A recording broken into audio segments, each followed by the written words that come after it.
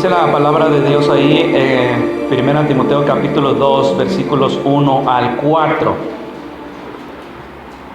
Dice ahí: exhorto ante todo a que se hagan rogativas, oraciones, peticiones y acciones de gracias por todos los hombres, por los reyes y por todos los que están en eminencia, para que vivamos quieta y reposadamente en toda piedad y honestidad, porque esto es bueno y agradable delante de Dios nuestro Salvador, el cual quiere que todos los hombres sean salvos y vengan al conocimiento de la verdad. Oremos. Padre bendito, te damos gracias, Señor, por tu palabra. Es un tiempo solemne en el cual nos exponemos ante tu palabra, Señor. Tú hablas, Señor, a través de ella. Permite, Padre, que tu Espíritu Santo nos ilumine, traiga entendimiento, traiga convicción, traiga exhortación, traiga, Señor, un mover en nuestro corazón para que respondamos en obediencia a tu palabra. Bendícela, Señor, en esta hora, en el nombre de Cristo, te lo pedimos. Amén. Amén. Bien, continuamos ya con el capítulo 2. Aquí estamos iniciando ya para este tiempo. Ya hemos visto ya capítulo 1, ya entendemos un poco más el propósito de la carta, que es clave para entender el mensaje de la carta y de los pasajes que en ella contienen. Él ha estado comisionando a Timoteo que vaya a Éfeso, la iglesia de Éfeso, y Timoteo no es un apóstol, hay que recordar, Timoteo no es un apóstol, pero es un delegado apostólico. ¿Qué quiere decir eso? Que Pablo le está dando autoridad a Timoteo para que vaya a Éfeso, y lo que vaya a decir allá en Éfeso Timoteo era autoritativo, ¿verdad? Entonces era la voluntad de Dios, no era opcional, y él debía corregir esa iglesia porque Pablo lo había enviado hasta ese lugar para esto.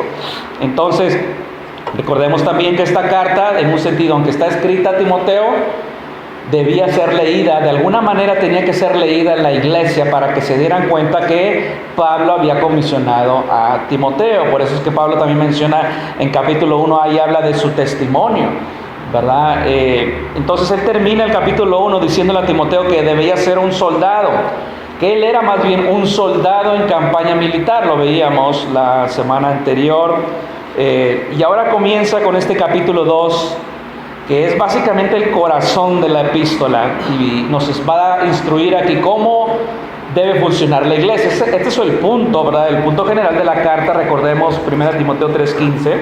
Esto te escribo para que cuando, si tardo, dice, sepas cómo debes conducirte en la casa de Dios. Entonces la casa de Dios es la iglesia, no es un edificio, es la iglesia. Entonces, y ahora aquí estamos viendo el tema precisamente de la oración, y es una oración de intercesión de lo que va a hablar aquí Pablo.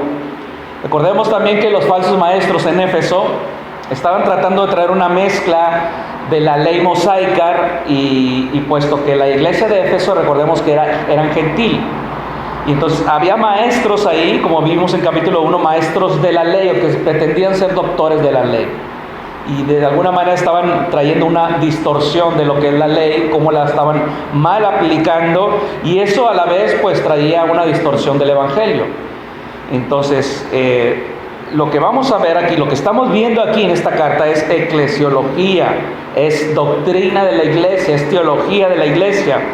Entonces, y para Pablo una verdadera eclesiología, una verdadera doctrina de la iglesia comienza precisamente con la oración. Y muchos cuando vamos a las librerías y todo esto de cuando se escriben libros sobre cómo debe funcionar la iglesia o cómo hacer crecer la iglesia, normalmente nunca se comienza con la oración. Y para Pablo sí, una eclesiología comienza con la oración. Para todos diríamos que la oración es importante, ¿verdad? Sin embargo, en muchas iglesias, en los cultos de oración son los menos asistidos, desafortunadamente y tristemente, y eso dice que hemos perdido de vista la importancia de la oración, hemos perdido de vista el impacto que tiene la oración, hemos perdido de vista muchas cosas aquí que Pablo precisamente quiere corregir. Siempre hay oportunidades de mejora en la oración, porque no siempre oramos como deberíamos. Muchas veces solamente oramos cuando estamos pasando una situación verdaderamente difícil y perdemos de vista el poder de la oración y más aún el poder de a quien oramos, y perdemos de vista su importancia. Entonces la oración nos recuerda la razón por la que somos una iglesia. Somos una iglesia porque tenemos una misión que cumplir, es evangelizar al perdido. Eso es una misión. Entonces la oración nos recuerda precisamente esta misión. La oración nos recuerda por qué somos llamados hijos de Dios. Tenemos un Padre Celestial, nosotros somos sus hijos, y como vemos también en nuestra experiencia, nuestros hijos imitan muchas cosas de nosotros los padres, y nosotros debemos ser imitadores de Dios. Somos sus hijos y la oración nos recuerda precisamente esto. Entonces vamos a ver en esta mañana dos razones que Dios te da para que seas un intercesor. Dos razones que Dios te da para que seas un intercesor.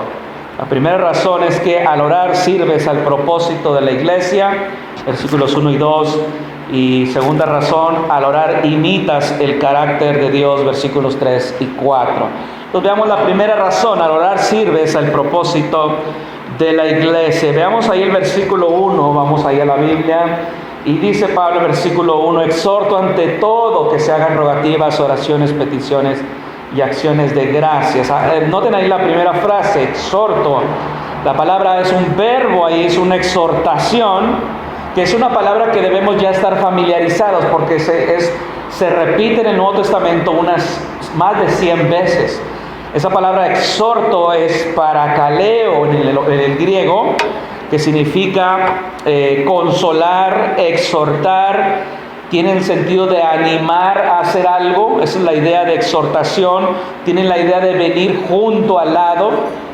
Y esa palabra nos recuerda al Paracleto, ¿sí? ¿Quién es el Paracleto? Es el Espíritu Santo. Entonces el Espíritu Santo viene a nuestra vida y está junto a nosotros, ¿verdad? Él es el que nos fortalece. Y esta es la misma idea aquí. La exhortación, es decir, te animo, ¿verdad? O te exhorto, esa es la idea. Y aunque es un ruego, vamos a ver que también se convierte en un mandamiento. Y es un mandamiento que Pablo le está dando a Timoteo, como ya hemos visto en capítulo 1, que versículo 3 dice: te rogué que te quedases en Éfeso para que mandases, ¿verdad? Y versículo 5, pues el propósito de este mandamiento. Y versículo 18 de capítulo 1, este mandamiento, hijo Timoteo. Entonces Pablo le está dando un mandamiento a Timoteo, que él debía corregir muchas áreas de la iglesia, y una de ellas, en un sentido de prioridad, es la oración. Por eso dice ante todo. Esta palabra puede indicar primero cronológicamente, o también implica preeminente en el rango de importancia, y creo que esta es la idea aquí. Es decir, lo primero en orden de importancia, ante todo, lo primordial, lo más importante, Timoteo, que debes entender, es que la oración tiene prioridad. Entonces, de todas las exhortaciones que Pablo va a pronunciar en esta carta, la oración ocupa el primer lugar en importancia. Es de máxima prioridad en la iglesia. Entonces, hablando de cómo debe funcionar la iglesia, Pablo no comienza con métodos, no comienza con estrategias. La eclesiología comienza hablando de oración. Entonces, el ministerio de la iglesia comienza con oración. El predicador Charles Spurgeon se le preguntó alguna vez cuál era la razón de la bendición de Dios en su iglesia. Y él contestó: mi gente ora por mí. Entonces su iglesia tenía ese sentido de preeminencia en cuanto a la oración. Entonces, al igual que el apóstol Pablo, Spurgeon no se avergonzaba de pedir oración por él, y Pablo siempre también pedía oración por él. Él sabía que necesitaba de la oración. Entonces la oración nos recuerda que estamos necesitados, y esta es una exhortación que Pablo dirige a Timoteo para que guíe a la congregación, a la iglesia de Éfeso en la oración. Él debía guiar a la iglesia en oración. Es una necesidad máxima, y esta sección obviamente está hablando muy importante entender, recordar que todo esto que va a comenzar aquí en capítulo 2, capítulo 3, está hablando de la reunión de la iglesia. Ese es el contexto del cual está hablando Pablo aquí, la adoración corporativa. Todo lo que Pablo estaba mencionando en capítulo 2 y capítulo 3 tiene que ver con lo que hace la iglesia. Entonces, por eso vemos ahí en capítulo 3, versículo 15, el propósito, para que sepas cómo debes conducirte en la casa de Dios. Entonces, esto nos apunta aquí a la preeminencia de la oración. La oración le recuerda a Timoteo, le recuerda al ministro, le recuerda al pastor, que Dios es el que está a cargo de la iglesia, no las personas, no el pastor, no el personal, no los ancianos. Y nos recuerda a todos que la iglesia es del Señor. Y por lo tanto, oramos porque Él es el que está a cargo de la iglesia. Entonces debemos tener en mente eso cuando oramos como iglesia. Entonces Timoteo debía ejemplificar que él está sirviendo primeramente a Dios y luego a la congregación.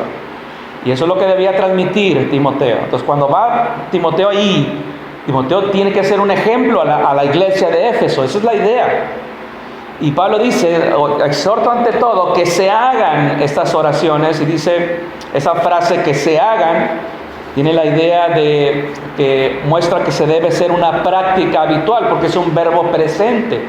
Entonces debe ser una práctica habitual, continua, esto que está diciendo aquí Pablo, las oraciones.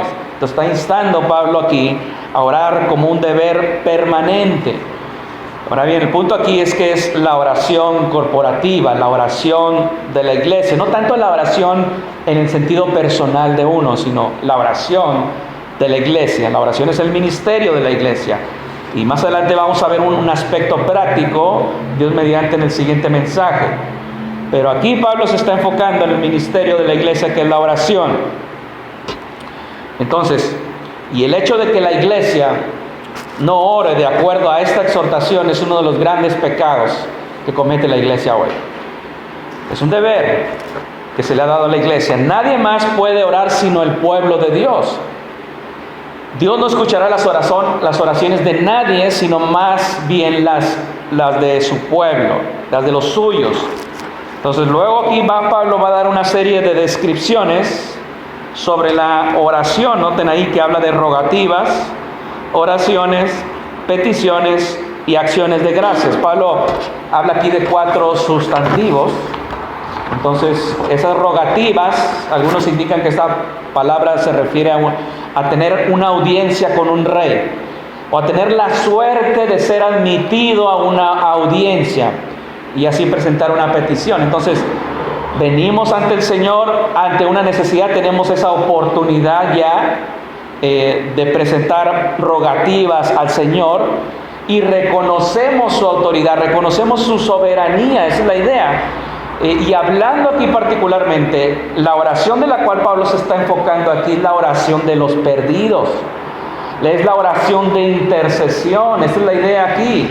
Entonces, al hablar de rogativas, reconocemos la soberanía de Dios en la salvación. Él es el único que puede traer salvación. Solo su Espíritu es el que convence. Nosotros no tenemos poder de convencimiento. Es el Espíritu el que tiene el poder del convencimiento. En todos los casos que imploramos a Dios en nombre de otros, le reconocemos como fuente de poder, como fuente de autoridad, fuente de misericordia, fuente de gracia, como cantábamos hace unos momentos. Entonces, el hecho de dirigirnos a Él implica que estamos convencidos de que Él es el autor de la salvación. Por eso, ante todo, antes de pedirle por otros, en nuestras oraciones, es un buen ejercicio comenzar reconociendo su persona, sus actos, lo que Él es, ¿sí? Oramos a Dios: Señor, tú eres soberano, tú eres el autor de la salvación, de ti nació la iniciativa de salvarnos, no tenías por qué hacerlo. Entonces estamos reconociendo, ¿verdad?, lo que Él hace y lo que Él es, y entonces presentamos peticiones, particularmente hablando aquí de la salvación. Entonces, noten otra frase, oración es otro sustantivo, que es un término ya más general. El rogativas habla de un término más específico, Y oraciones es un término más general de presentar necesidades a Dios. Filipenses 4:6, noten que ahí en ese pasaje también Pablo menciona estas palabras. Filipenses 4:6, por nada estéis afanosos, sino sean conocidas vuestras peticiones delante de Dios, en toda oración y ruego con acción de gracias. Entonces ahí habla de también estas rogativas, peticiones relativas a situaciones generales. Y encontramos esta frase también, peticiones, que implica la presentación de una petición formal a una autoridad. Y esa palabra, peticiones, se deriva de una palabra también que se usa para referirse a la intercesión de Cristo y a la intercesión del Espíritu por nosotros.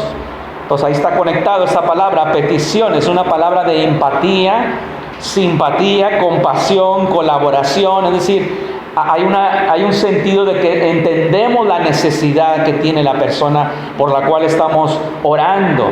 Si hay una actitud de preocupación por la situación en la que están, particularmente hablando nuevamente de la condición espiritual de un perdido, de un inconverso, de una persona que no ha nacido de nuevo, surge esta petición, ¿verdad? Que hay un entendimiento de la condición. Como lo vemos en Efesios capítulo 2, ¿cuál es la condición de un perdido? ¿Cuál es la condición de una persona que no es regenerada? Dice ahí que Pablo que están muertos en delitos y pecados. Un muerto no tiene capacidad de reacción. No hay reacción a las cosas de Dios. Dice Pablo que están siguiendo la corriente de este mundo conforme al príncipe de la potestad del aire, ese es Satanás. Están sujetos a ese príncipe que es Satanás, al espíritu que opera en los hijos de desobediencia.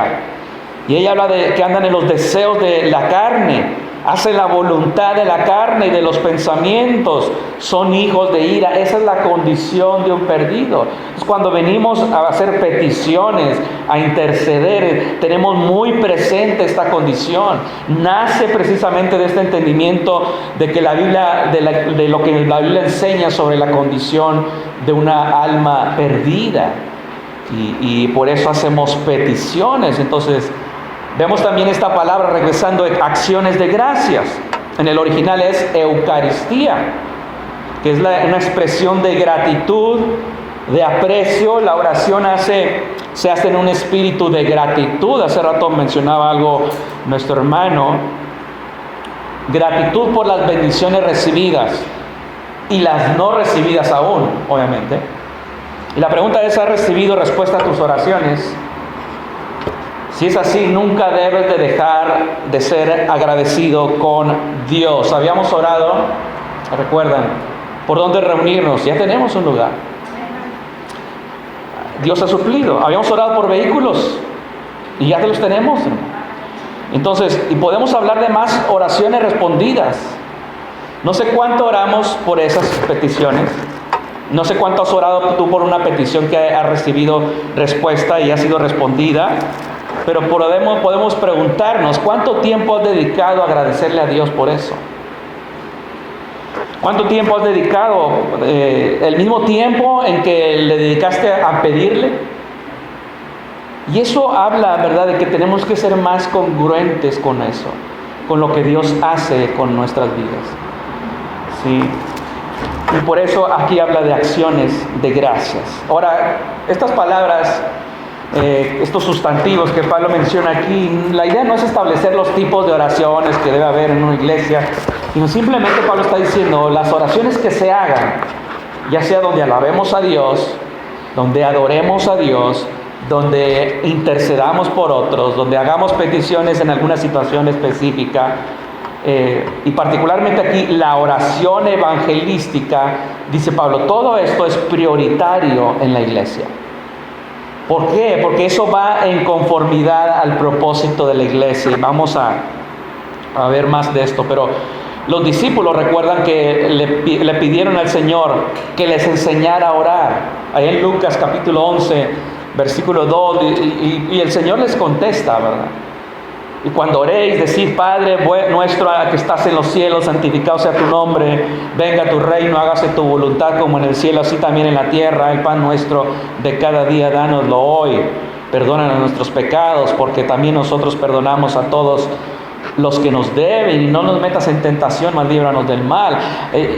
Lo que Pablo tiene en mente acá, de alguna manera está conectado con esto, con la enseñanza de Jesús sobre la oración. La mente de Pablo sin duda estaba en la enseñanza de Cristo, y es verdaderamente asombroso, ¿verdad?, esto, que el Señor nos haya enseñado esto y que Pablo lo esté reiterando aquí como mandato, como exhortación a la iglesia, porque realmente es algo asombroso que el Señor nos escuche. Es asombroso que personas como nosotros podamos dirigirnos a Él y además ser escuchados por Él, y además que Él actúe en favor nuestro. Eso es ya de maravillarse.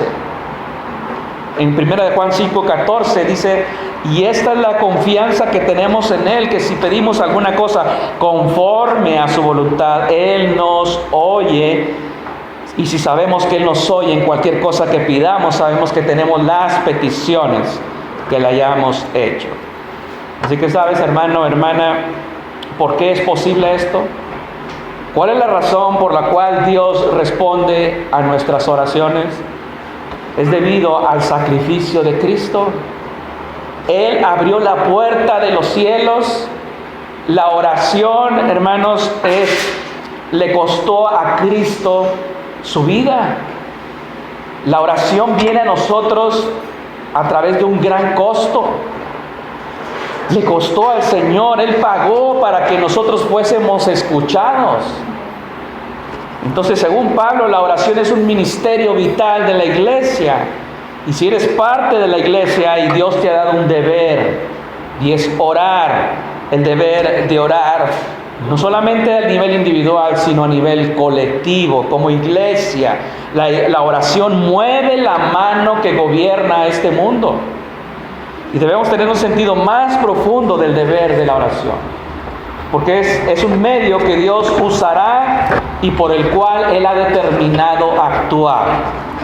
Él actúa en base también a nuestras oraciones. Entonces, y enfocándonos nuevamente en lo que Pablo está aquí haciendo, que es la oración en un sentido evangelístico, en un sentido de interceder por los perdidos, tenemos que preguntarnos: ¿queremos que Dios mueva corazones para salvación? El tiempo que dedicas a la oración dirá cuánto te preocupa la oración por los perdidos. Y vean, ¿cuál es el alcance de la oración? ¿Por quién debemos orar? Dice Pablo aquí, el enfoque aquí está, anoten: por todos los hombres. Pablo usa ahí una palabra ahí que habla de seres humanos. El sentido original de la palabra es por los seres humanos, dice ahí. Los creyentes deben tener una preocupación, una intercesión sacerdotal por este mundo oscurecido por el pecado. Todos los hombres son pecadores y necesitan la oración de la iglesia. No sabemos, obviamente, quiénes son los elegidos de Dios para salvación. De manera que debemos y podemos orar por todos. Nuestras oraciones no deben limitarse solamente a los que han de ser salvos. No sabemos quiénes han de ser salvos, entonces tenemos que orar por todos. Ahora, no, cuando dice Pablo aquí por todos los hombres, no está dándonos la idea de que tenemos que mencionar a cada ser humano por nombre, ¿verdad? Pues nunca acabaríamos, ¿verdad? Sino que nuestras oraciones, noten, el enfoque aquí es incluir a todos los grupos de seres humanos. Esa es la idea. Todos los pecadores necesitados, sin distinción de raza, nacionalidad o posición social. Todos ellos deben ser una preocupación nuestra de orar por ellos. Y esto significa que debemos orar por todos los incrédulos, los que están cerca, los que están lejos, los enemigos, ¿sí? Los amigos también, ¿verdad? Lamentablemente los falsos maestros aquí traían ideas de los fariseos y no contemplaban ellos la idea universal de orar por todos. Ellos no tenían esa idea, y por eso Pablo está corrigiendo aquí esto. Ellos pensaban que la oración era solamente para un cierto grupo. Por eso es que Pablo está diciendo, es por todos, y debes de orar por todos. Entonces, Tenemos que orar por los incrédulos, y a lo mejor ellos probablemente estaban limitando la oración, y es muy claro esto aquí también. Entonces, no solamente debemos limitar nuestras oraciones por nuestros familiares, por nuestros amigos, no, tenemos que ir más allá, tenemos que orar por los incrédulos, por todos en general, por su salvación. Y noten aquí Pablo se hace un poco más específico, el versículo 2, por los reyes y por todos los que están en eminencia. Ustedes dirán, no tenemos reyes. Bueno, tenemos presidentes, tenemos gobernadores, tenemos diputados locales, mundiales, los que están en eminencia, los que tienen autoridad, esa es la idea. Y Pablo incluiría aquí, sin duda, al escribir, a todos los emperadores romanos. Nerón, recuerdan que estaba en ese momento en el trono, y sabemos que, obviamente nosotros sabemos que el que gobierna este mundo es Dios. Él es el rey soberano. Pero Pablo también reconocía que Dios establece reyes, y Dios le da una autoridad delegada a los gobernantes, como vemos ahí en Romanos 13, versículo 1, que dice: sométase toda persona a las autoridades superiores, es decir, a los gobernantes, a los presidentes, ¿sí? Porque no hay autoridad sino de parte de Dios, y las que hay por Dios han sido establecidas. ¿Quién puso a Andrés Manuel López Obrador en la presidencia? Es Dios el que lo puso ahí. Dios lo puso ahí. Nuestro actual presidente es alguien a quien Dios le ha concedido cierta autoridad. Entonces, la sumisión a las autoridades gobernantes es una enseñanza bíblica en todo el Nuevo Testamento. Ahí en Romanos 13, ¿verdad? Y seguimos leyendo el versículo 2. De modo que quien se opone a la autoridad, a lo establecido por Dios, resiste, y los que resisten acarrean condenación para sí mismos. Si te opones al gobierno, dice, es como oponerte a Dios. Claro que cuando hay un gobierno que te dice que haga cosas en contra de la Biblia, pues optamos, obviamente, y tenemos que obedecer la Biblia antes que al gobierno. Pero fuera de eso, debes someterte a esa autoridad, a sus regulaciones, porque Dios las ha establecido. Primera de Pedro 2:13 dice: por causa del Señor, dice, someteos a toda institución humana, ya sea al rey como a superior. Y noten que estos creyentes a los que escribe Pedro estaban siendo perseguidos por la autoridad. Y dice Pedro: sométanse a ellos, ¿sí? A estos gobernadores, porque dice, como por él enviados para castigo de los malhechores y alabanza de los que hacen bien. Por lo tanto, debemos, obviamente, invocar al Señor, al verdadero Rey, que es el único que posee soberanía absoluta, para que haga su voluntad a través del Rey terrenal que Él ha establecido. Esa es nuestra oración ahí, porque Él le ha concedido cierta autoridad a ese gobernante, para que el gobierno cumpla la función que Dios le ha dado. Por eso es que tenemos que orar por nuestras autoridades, y también en un sentido salvífico debemos orar también por su salvación. Ahora, esto era muy desafiante, porque tener un gobernante como Nerón, suplicar por él, cuando él perseguía a los cristianos, él los hacía matar, dañaba mucho a la iglesia, y eso era desafiante. No era fácil pedirle a Dios, ¿verdad?, por ese gobernante. Y si estos creyentes de Éfeso le pedían a Dios por sus gobernantes, eso implicaba orar por líderes paganos, orar por el rey bajo el cual estás sufriendo, orar por el líder con el que no estás de acuerdo, orar por el gobernante que tú no apruebas. Esa es voluntad de Dios.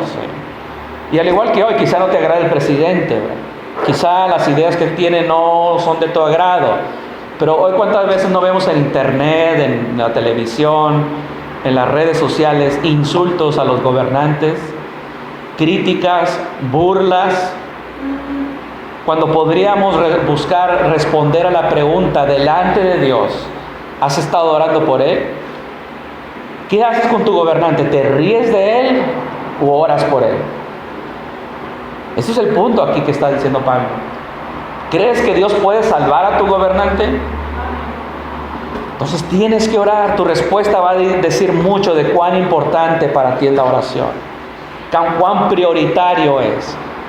Y si has entendido el propósito de la iglesia, tú estás como iglesia aquí, nosotros todos, para cumplir el propósito de evangelizar al perdido. Y debemos de orar. Entonces, también debemos orar por líderes de países como Libia, ¿verdad? Como Irán, Afganistán, donde hay mucha persecución a cristianos. La Biblia nos dice que debemos orar por estas autoridades. Entonces la pregunta, ¿estás orando tú por estos hombres? ¿O solamente ves las noticias y solo te sientes frustrado y criticas y te enojas con ellos y no haces nada? Pablo le dijo a estos cristianos de Éfeso que oraran, y no les dijo que oren por el derrocamiento de Nerón. No, les dice, oren por él, por su salvación. Y esto es muy importante porque el tipo de gobierno bajo el cual vivimos influye profundamente en nuestras vidas, ¿sí? Y afecta nuestro bienestar espiritual. Y esto es lo que Pablo va a decir aquí. Orar por el gobierno muestra una preocupación por el avance del evangelio. Y aunque la oración aquí es evangelística, obviamente las oraciones también van a incluir agradecimientos a Dios por las decisiones que toman los gobernantes que facilitan la difusión del evangelio. Cuando aprueban leyes que se basan en principios bíblicos y peticiones, obviamente, hacemos peticiones para que tomen decisiones importantes, debemos orar por nuestros líderes, y entonces alabamos a Dios cuando un gobernante pues elimina una ley que apruebe el aborto. Cuando no lo hace, entonces cuanto más debemos orar por ellos. Disfrutamos de libertad de culto. Eso es algo que en este país somos libres, y eso es algo por el cual debemos agradecer a Dios y seguir orando por esto, para que esto no termine, para que sigamos teniendo esa facilidad de poder proclamar el evangelio. Entonces, no aprobamos las conductas muchas veces de esos gobernantes, pero sí respetamos su oficio porque Dios lo ha colocado allí. Y Dios te dice, yo lo he colocado ahí, así que ora por él. ¿Sí? O ellos, ¿verdad? Esto es lo que está diciendo aquí el Señor. Noten, ¿cuál es el beneficio de estar orando así? Para que vivamos quieta y reposadamente en toda piedad y honestidad. Y lo primero es ahí, que vivamos quieta, vivamos de una manera quieta. ¿Qué significa eso? Se refiere a una vida libre de inquietudes externas. Y cuando habla de reposadamente, se habla de una libertad de perturbaciones interiores. Entonces esto afecta nuestro bienestar espiritual, externo e interno. Entonces lo que Pablo aquí está tratando aquí, o instruyendo a que se promuevan estas oraciones, son para el fin de que fomenten condiciones favorables para la continua proclamación del Evangelio. Es una enseñanza clara de Pablo en otros lugares. Tito capítulo 3. Versículos 1 al 3. Dice, recuérdales que se sujeten a los gobernantes y autoridades, que obedezcan, que estén dispuestos a toda buena obra, que a nadie difamen, que no sean pendencieros, sino amables, mostrando toda mansedumbre para con todos los hombres. Así que oramos por nuestros dirigentes de una manera que promueva la paz y en consecuencia nos permitan que la iglesia esté floreciendo en este lugar, para que la iglesia prospere, para que proclame el evangelio libremente. Y esa es la razón por la cual oramos. Y como les decía, no se nos prohíbe reunirnos, pero tenemos libertad de culto y hay que seguir orando por ello. Entonces Pablo creía que la oración marcaba aquí una diferencia definitiva en asuntos nacionales y generaba estas condiciones favorables para predicar el evangelio. Y noten, debemos orar por estos líderes también para que, aunque nos persigan, dice, vivamos en toda piedad y honestidad bajo su gobierno. Si bien la iglesia es inflexible ante las decisiones de un gobierno que están en contra de la Biblia, la iglesia debe manifestar un compromiso con la verdad. No obstante, no debemos ser agitadores, no debemos ser rebeldes. No debemos ser personas revoltosas que andamos por ahí causando destrozos, pintando paredes y todo protestando. No debemos hacer eso. Eso no da buen testimonio en la iglesia. aunque nos persigan, ¿verdad? Sí. Y esta es la enseñanza clara de la Biblia. Si somos perseguidos, debe ser por causa de Cristo, nada más. Por vivir una vida recta, no por ser agitadores, no por ser rebeldes, ¿sí? Debemos de vivir con toda piedad y honestidad. Estas son dos palabras claves aquí. La palabra piedad en el original es eusebeia. Creo que hay nombres así, que alguien se llama así, eusebeia. Eso habla de la piedad, es decir, la vida agradable de Dios, a Dios, ¿verdad? Una vida que es una actitud que respeta, honra a Dios, y también el hombre, ¿verdad? Respeta al hombre y a los demás, a sus semejantes. Eso es piedad interna y externa. ¿Sí? Las evidencias de una fe genuina es piedad, una reverencia a Dios, honestidad, dice ahí Pablo, habla de seriedad, habla de santidad, que marca a una persona como digna de respeto. Entonces, mientras oramos por las autoridades, debemos vivir de esta manera, en piedad y honestidad. Y obviamente esto no es garantía de vivir tranquilamente, ¿verdad? Porque Pablo dice en 2 Timoteo 3:12, todos los que quieren vivir piadosamente en Cristo Jesús padecerán persecución. La iglesia primitiva sufrió por mucho tiempo oposición y persecución, por lo que era prudente orar por las autoridades, pero Pablo contemplaba también que dentro de esta oración el resultado sería condiciones favorables que permitían a los creyentes predicar el Evangelio. Así que eso implicaba pues estar libres de guerras, ¿verdad? Por ejemplo, de persecuciones, ¿sí? Entonces oramos por los gobernantes por estas razones, y obviamente también incluimos la salvación de estos gobernantes, que lleguen al conocimiento de la verdad, aunque nos caigan gordos. Uno de los padres de la iglesia, llamado Juan Crisóstomo, él dijo: es mucho más difícil orar a alguien cuando oras por él. Es mucho más difícil odiar a alguien cuando oras por él. Y es una gran verdad. Es menos probable que tú desprecies y reacciones negativamente contra tus gobernantes cuando estás orando por ellos. Y esto se aplica a todos, ¿verdad? Cuando oras tú por alguien, puedes empezar a amar a esa persona. La oración transforma tus afectos. Cuando tengas una persona que te ataca, que busca dañarte, que te cae gordo, ¿verdad? Empieza a orar por él, y tu corazón, ¿verdad?, va a ir cambiando, y vas a empezar a amar a esa persona.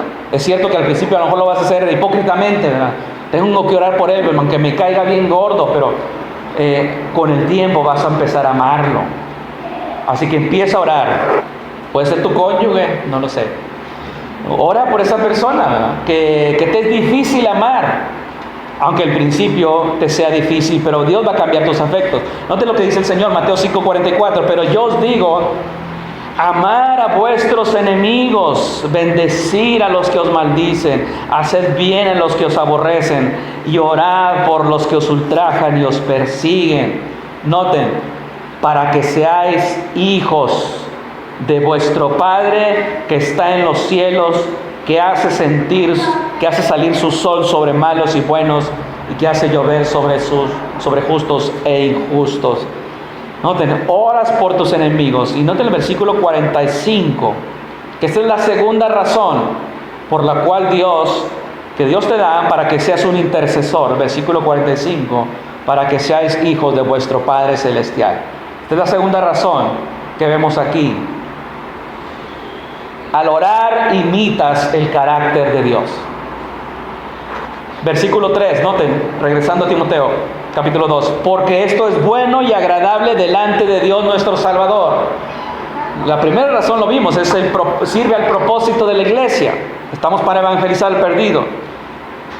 Y eso debe motivarte, ¿verdad?, a orar, alcanzar al perdido. Y aquí hay una segunda razón muy poderosa para orar por los hombres, es porque estás imitando el carácter de Dios. Y el adjetivo ahí que encontramos, que esto es bueno, se utiliza 41 veces por Pablo en las epístolas pastorales. Él habla, por ejemplo, de la buena milicia, ser un buen siervo, ser de sana doctrina o de buena doctrina, hacer una buena profesión, ser un buen soldado, hacer buenas obras, ¿sí? Entonces, eso habla de que esa palabra significa algo bello, algo hermoso. De hecho, son sinónimos. Entonces, la oración en sí misma es una práctica bella, buena, que trae consigo beneficios buenos. Pero la oración también es agradable al Señor. Al Padre le agrada que sus hijos oren como Él ha ordenado. Es agradable, significa que Él recibe alegremente, acepta con satisfacción, le da la bienvenida de todo corazón cuando tú oras a Dios por esta razón que está escribiendo aquí Pablo. Esto es bueno delante de Dios. Él aceptará estas oraciones por los perdidos, porque esto es consecuente con su deseo de que se salve. Los fariseos oraban para ser alabados por los hombres. Recuerdan que eso el Señor se los dijo, ¿verdad? Ellos querían impresionar a la gente. Querían que los veían como grandes adoradores, ¿no? Pero los verdaderos cristianos oran para agradar a Dios y de acuerdo a su plan salvador. Él es Dios nuestro Salvador. Y esa palabra, esa frase, esa indicación de que Dios es nuestro Salvador aparece 5 veces en las epístolas pastorales. Entonces Dios no solo es creador, Dios no solo es juez, Dios no solo es rey, sino también es salvador. Dios es el salvador de los hombres. La humanidad no tiene muchos salvadores, solamente hay uno. No es que en el Antiguo Testamento era Dios un Dios de ira y en el Nuevo Testamento era un Dios de gracia, no. Dios siempre ha deseado la salvación de los hombres desde el Antiguo Testamento. Dios siempre ha deseado la salvación del hombre. Y eso es lo que dice el versículo 4. Vemos que la oración es conforme al deseo de Dios, el cual quiere que todos los hombres sean salvos. Dios desea la salvación del ser humano. La pregunta es, ¿tú la deseas? ¿Tú la deseas? ¿Lo demuestras en la oración? ¿Cuánto tiempo estás orando por los perdidos? Por esta razón Dios envió a su Hijo, ¿verdad? Para traer salvación. Y eso no queda duda. Dios desea la salvación de los hombres y por eso envió a Cristo. Y eso no cabe duda. Pero notemos aquí el uso que hace Pablo aquí de los tiempos y de los verbos. Aquí no escribe Pablo, Dios quiere salvar a todos los hombres. Dice, Dios quiere que todos los hombres sean salvos. Esa frase está expresando simplemente un deseo de Dios. Los teólogos hacen una distinción aquí entre deseo y decreto de Dios. Un decreto es diferente. El decreto es la decisión de Dios, hecha en la eternidad, que hace que todo lo que ocurra en todo este tiempo, hasta la fecha, haya sido ya determinado por Dios desde la eternidad. Es el designio de su voluntad. Dentro de ese decreto se comprenden muchas cosas en este universo. Por ejemplo, Efesios 2:10 dice, porque somos hechura suya, creados en Cristo Jesús para buenas obras, las cuales Dios preparó de antemano para que anduviésemos en ellas. Las buenas obras es algo que está dentro del decreto de Dios. Las buenas obras que nosotros hacemos, Él las preparó de antemano. Eso es parte de su decreto. Entonces implica o está contenido dentro del decreto los actos buenos, pero también los actos pecaminosos también están contemplados dentro de su decreto. Entre otros, o el más grave, la muerte de Cristo, el asesinato de Cristo. Hechos 2:23. A este entregado por el determinado consejo y anticipado conocimiento de Dios. Está hablando de Cristo. Cristo murió por el determinado consejo y anticipado conocimiento de Dios. Y ahí mismo Pedro le dice, ustedes prendieron y mataron a Cristo por manos de inicuos, dice, lo crucificaron. Noten, ahí está la soberanía de Dios y está la responsabilidad del ser humano. Dios determinó entregar a Cristo, pero el que lo mató fueron estas personas. En Hechos capítulo 4, versículo 27, dice, porque verdaderamente se unieron en esta ciudad contra tu santo Hijo Jesús, a quien ungiste, Herodes y Poncio Pilato, con los gentiles y el pueblo de Israel. Aquí está acusando a todos. Y noten el versículo 28, para hacer cuanto tu mano y tu consejo habían antes determinado que sucediera. Ya estaba determinado esto por Dios. Proverbios 16:4 dice: todas las cosas ha hecho Jehová para sí mismo, y aún al impío para el día malo. Entonces, este decreto de Dios no está sujeto a cambios, no está sujeto a una influencia externa, ya está determinado por Dios. Por eso dice Pablo en Efesios 1:11 que en él asimismo tuvimos herencia, habiendo sido predestinados conforme al propósito del que hace todas las cosas según el designio de su voluntad. Entonces no está sujeto a cambios. Todo lo que sucede en este mundo ya ha sido decretado por Dios. Ahora podemos entender esto, por ejemplo, en que Dios nunca deseó que hubiese pecado, pero sin embargo decretó que hubiese pecado. Es una diferencia, ¿verdad? Dios desea muchas cosas que no ha decretado. Supongamos, a modo de ilustración, ¿verdad?, que mañana yo voy a mentir a alguien. Pregunta: ¿mentirle a esa persona está en la voluntad de Dios? ¿Es la voluntad de Dios que le mienta? No. En el sentido de que Dios ha expresado en la palabra que no debemos mentir, ¿verdad? Él lo ha dicho: no mientas, entonces no mentirás. Así que estaría desobedeciendo la voluntad de Dios. Pero al mismo tiempo, mi mentira no va a tomar a Dios por sorpresa. Dios no va a decir: eso no lo había pensado, no lo había venido venir. Todo lo que hago finalmente está bajo la soberanía de su voluntad decretada. Así que en ese sentido, mi mentira estaba realmente dentro de la voluntad de Dios, dentro de su voluntad decretiva o de decreto. Entonces es una diferencia, es una distinción, y creo que debemos entender eso. Dios es soberano incluso sobre las peores cosas de este mundo, aunque Él mismo nunca peca, ni hace pecado, ni incita al pecado. Él no es el autor del pecado, sin embargo Él decreta el pecado. Es muy diferente. Entonces es importante esto, ¿verdad?, cuando estamos viendo este texto, porque a veces se ha malinterpretado lo que está diciendo aquí Pablo, el cual quiere que todos los hombres sean salvos y vengan al conocimiento de la verdad. Es importante aquí considerar el contexto. Recordemos nuevamente que Pablo, cuando escribe a Timoteo, había ciertas personas que estaban enseñando falsa doctrina. Estaban enseñando ahí cosas de la ley, distorsionando, y se pretendían ellos ser doctores de la ley. Y su doctrina, dentro de su doctrina, de su falsa doctrina, consistía en un elitismo judío, ¿verdad?, exclusivo. Ellos creían que solamente cierta élite, ¿verdad?, serían salvos. Y Pablo les dice: ya deben orar por todos. ¿Y por qué? Porque Dios quiere que sean salvos todos, dice Pablo. Entonces, eso es lo que está diciendo aquí Pablo. Entonces, Pablo está corrigiendo esta idea. Dios desea que todas las personas abracen el Evangelio, claro, reciban vida eterna, pero eso no invalida la doctrina de la elección de Dios. Es decir, cuando una persona se salva, es porque Dios la escogió desde antes de la fundación del mundo. Entonces eso no invalida esa doctrina. Y hay que entender muy bien esto. Y Pablo no está revelando aquí, no está tratando de revelar el misterio de cómo opera la soberanía de Dios y cómo opera la responsabilidad humana. Entonces, cuando oramos por todos. No preguntamos: oye, ¿quiénes son elegidos? No se nos pide aquí que averiguemos quién es una persona elegida, o que andemos buscando si tienen la E de elegido, ¿verdad? Como decía Spurgeon. Solo Dios sabe quiénes son los elegidos. Pablo se limita simplemente a afirmar el hecho de que el Señor no se complace en ver a la gente perecer en su pecado. Como vemos ahí en Ezequiel capítulo 33, versículo 11.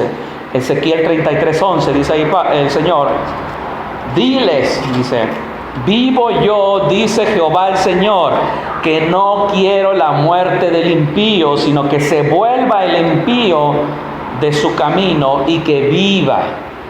Noten: volveos de vuestros malos caminos. ¿Por qué moriréis, oh casa de Israel? En Isaías también 45:22 dice: mirad a mí y sed salvos todos los términos de la tierra.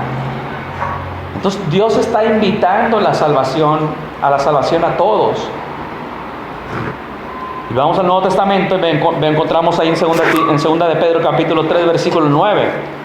El Señor no retarda su promesa, según algunos la tienen por tardanza, sino que es paciente para con nosotros, no queriendo que ninguno perezca, sino que todos procedan al arrepentimiento. Entonces, ahí está expresando también un deseo. Y noten en Mateo 23, 37, aquí es el Señor Jesucristo hablando a Jerusalén. Dice Mateo 23, 37, Jesús se lamentó, ¿verdad? Y por Jerusalén. Jerusalén, Jerusalén, que matas a los profetas y apedreas a los que te son enviados. ¿Cuántas veces quise, note, juntar a tus hijos como a la gallina junta sus polluelos debajo de las alas y no quisiste? Los polluelos de Israel no quisieron venir ante las alas del Señor, ¿verdad? No quisieron la protección de Él. Y ahí está el Señor lamentando eso. Entonces este mismo deseo es el que deben expresar nuestras oraciones. El deseo de Dios es ese. Y eso debe ser nuestra expresión cuando hablamos de rogativas, oraciones, peticiones y acciones de gracias. Todas estas están enfocadas en el deseo de Dios de salvación. Expresan ese mismo deseo. Si hacemos esto, imitamos a Dios en su deseo de salvación. Eso indica que nuestros deseos y propósitos están en armonía con Dios. Este es el punto, ¿verdad? La falta de oración evangelística está hablando mucho de nuestro deseo de ver que las almas sean salvas, algo que es contrario al carácter de Dios. Dios va a usar estas oraciones. El progreso del Evangelio en el mundo depende en un sentido de las oraciones del pueblo de Dios en la iglesia. Aunque la salvación sabemos muy bien que pertenece a Dios, e incluso nuestras oraciones son obras suyas en nosotros, porque son obras decretadas por Dios. Dios ha elegido utilizar las oraciones de su pueblo para cumplir su voluntad. Y dentro de esta voluntad es salvar perdidos. Entonces necesitamos desesperadamente escuchar esta verdad. Estamos rodeados de personas inconversas diariamente, ¿sí? Que están pereciendo, van en camino al infierno. Y queremos que conozcan ellos la satisfacción de sus almas en Cristo. Estamos en una misión de salvar almas. Y la Biblia nos insta aquí a orar. Porque Dios quiere que todos sean salvos y vengan al conocimiento de la verdad. Ser salvos es venir al conocimiento de la verdad. Es importante que oremos por las personas, pero también es importante hablarles de la verdad del Evangelio. Sin esta verdad no pueden ser salvas. Romanos 10:13 lo dice Pablo, porque todo aquel que invocar el nombre del Señor será salvo. ¿Cómo pues invocarán a aquel en cual no han creído? ¿Cómo creerán en aquel de quien no han oído? ¿Y cómo oirán sin haber quien les predique? La gente se salva al escuchar el Evangelio, y cuando el Espíritu Santo le convence de pecado, vienen a la salvación. Entonces, hermanos, termino con esto que dice el autor Richard Baxter. Él dice, hablando de los perdidos, dice, ¿tú vives cerca de ellos? Pregunta, ¿no te encuentras con ellos en las calles? ¿No trabajas con ellos? ¿No viajas con ellos? ¿No te sientas con ellos? ¿Y no les dices nada de sus almas o de la vida venidera? Si sus casas se estuvieran incendiando, ¿no correrías tú a ayudarles? ¿Por qué no ayudarás cuando sus almas están casi al borde del fuego del infierno? Y realmente tiene mucho sentido esto, ¿verdad? Es punzante lo que dice aquí la Biblia y lo que está diciendo este autor también. Entonces, hermanos, estas son dos razones que Dios nos da, que son suficientes para motivarnos a ser intercesores, para orar por los perdidos. Cada uno de nosotros tiene contacto con incrédulos, así que debemos ser intercedores. Amén. Oremos a Dios. Padre,